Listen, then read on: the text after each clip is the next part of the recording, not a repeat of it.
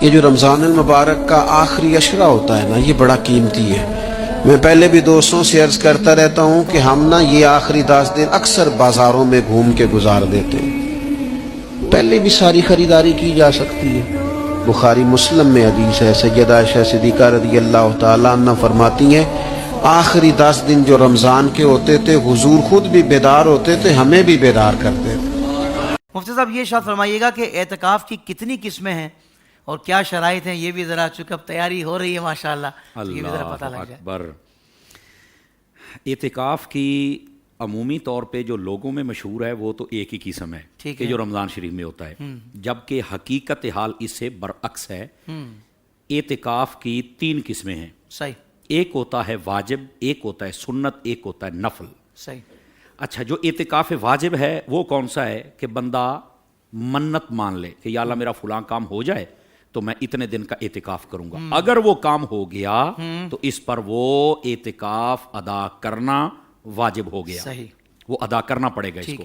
لیکن یہاں یہ ملحوظ رہنا چاہیے کہ وہ 2 دن کی، 5 دن کی، 10 دن کی، 1 دن کی جو اس نے نیت کی اعتکاف کی، اس میں روزہ رکھنا بھی واجب ہوگا۔ اچھا، یہ بھی شرط ہے۔ اچھا، دوسری قسم ہے سنت، جو کہ رمضان شریف کی آخری عشرے کی ہوتی، صحیح، یہ 20ویں کی مغرب سے پہلے بیٹھنا ہے، صحیح ہے، اور چاند نظر آنے کے بعد آپ نے دعائے خیر کر کے تو اٹھ جانا ہے۔ ٹھیک ہے۔ یہ دعائے خیر میں اپنے لیے کہہ رہا ہوں تاکہ تھوڑی دیر مسجد کے ساتھ اس کا تعلق رکھے، ورنہ وہاں تو بھاگم بھاگ ہوتی ہے جناب۔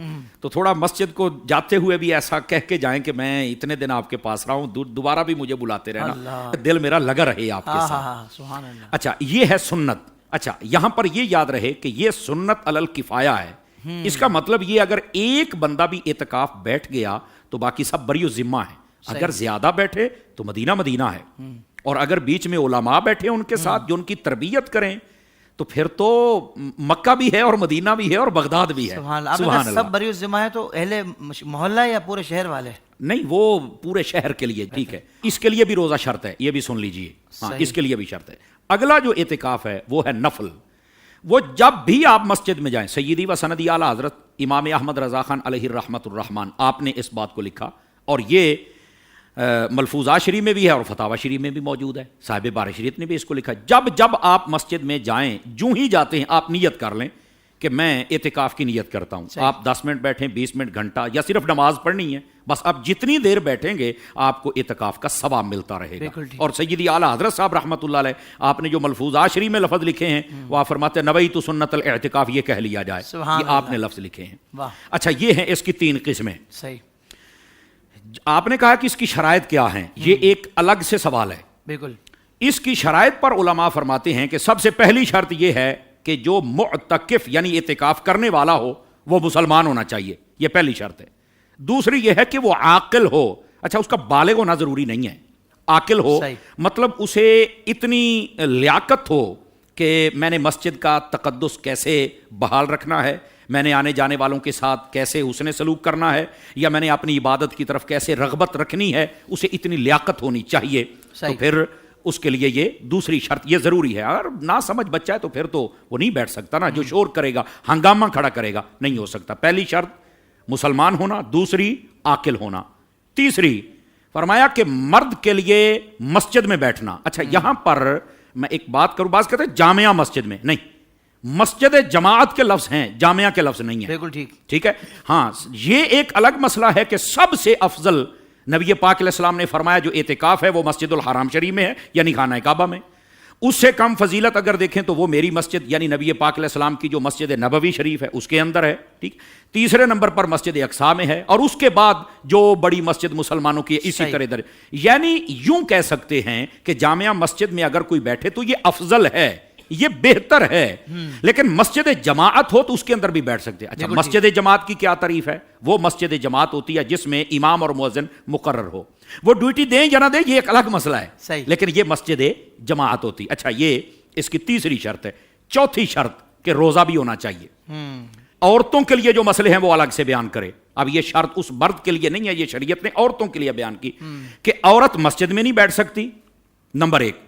دوسری بات یہ ہے کہ عورت جب بیٹھے تو اس کا پاک ہونا بھی ضروری ہے، یہ بھی اس کے لیے شرط ہے۔ اور تیسرے نمبر پر جب عورت بیٹھے تو اس کو شوہر سے اجازت لینا یہ بھی شرط ہے اس کے لیے، صحیح. اس کے بغیر نہیں بیٹھ سکتی یہ. اور اگر شادی شدہ نہیں ہے تو اپنے ولی وارث کو بتا کے یہ بیٹھ سکتی ہے. یہ ہیں اعتکاف کی شرائط. ان شرائط کو پورا کر لے تو پھر وہ اعتکاف پر بیٹھ سکتا ہے. سبحان اللہ سبحان اللہ. قسمیں اور شرائط مفتی صاحب نے بڑی خوب بیان فرمائی ہے.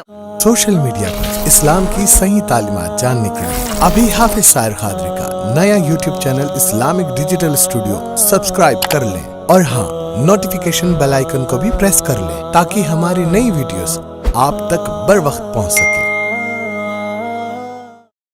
قالوا يا أيها العزيز إن له أبا شيخا كبيرا فخذ أحدنا مكانه إنا نراك من المحسنين. قال معاذ الله أن نأخذ إلا من وجدنا متاعنا عنده إنا إذا لظالمون. فلما استيئسوا منه خلصوا نجيا قال كبيرهم ألم تعلموا أن أباكم قد أخذ عليكم موثقا من الله ومن قبل ما فرطتم في يوسف فلن أبرح الأرض حتى يأذن لي أبي أو يحكم الله لي وهو خير الحاكمين.